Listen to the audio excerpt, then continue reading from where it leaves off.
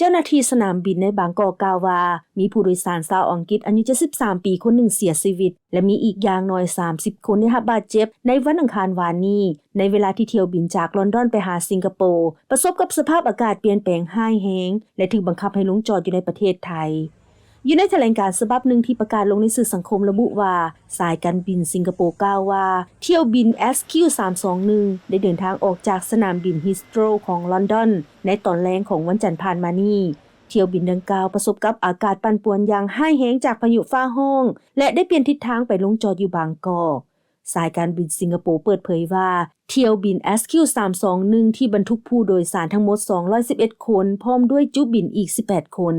ในระหว่างกองประชุมแถลงข่าวอยู่สนามบินสุวรรณภูมิของบางกอกผู้จัดการใหญ่ของสนามบินท่านกิตติพงษ์กิตติกจรกล่าวโดยย่อต่อบรรดานักข่าวว่า7 รายนะครับผู้ป่วยบาดเจ็บปานกลาง23 รายเกี่ยวกับจำนวนผู้บาดเจ็บปัจจุบันนี้พวกเขามี7กรณีที่มีอาการบาดเจ็บสาหัสกรณีบาดเจ็บปานกลางมีอยู่23คนรวมทั้งพนักงานการบิน1คนส่วนที่เหลือแม่นกรณีบาดเจ็บเล็กน้อยแม่นมี9คนในจำนวน16คนพวกเขากำลังรักษาผู้โดยสารประมาณ30คนอยู่ในพื้นที่รักษาของสนามบินและพวกเขาเจ้าก็พร้อมแล้วที่จะสืบต่อเดินทางกลับคืนประเทศสิงคโปร์ข้าพเจ้าสามารถยืนยันผู้เสียชีวิต1คนจากเหตุการณ์ครั้งนี้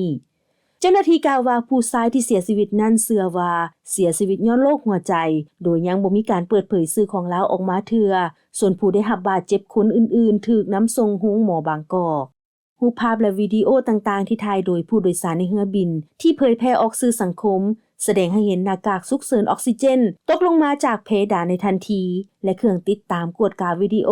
พร้อมด้วยส่วนต่างๆภายในเรือบินเบิ่งคือว่าจีขาดออกมาข้อมูลจากเว็บไซต์ Flight Radar 24ระบุว่ามีการบินประมาณ11ชั่วโมงในขณะที่เรือบินดังกล่าวบินข้ามทะเลอันดามันและบินเข้าสู่ขงเขตประเทศไทยเรือบินดังกล่าวได้ตกลงจากระดับความสูงอย่างแรงประมาณ 11,300 เมตรมาเป็นประมาณ 9,400 เมตรภายในระยะเวลา 3-5 นาทีเที่ยวบินดังกล่าวได้ลงจอดฉุกเฉินอยู่บางกอกในเวลาเพียงบ่โดนหลังจากนั้นเหตุการณ์ดังกล่าวมีขึ้นในขณะที่มีพายุฝนฟ้าร้องอย่างรุนแรงที่พัดเข้าบริเวณภาคพื้นของประเทศไทยในขณะที่ภาคพื้นดังกล่าวกำลังเข้าสู่ฤดูฝนอยู่นั่น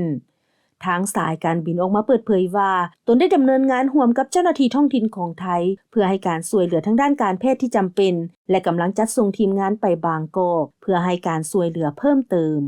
ทิพย์สุดา VOA แผนกภาษาลาววอชิงตัน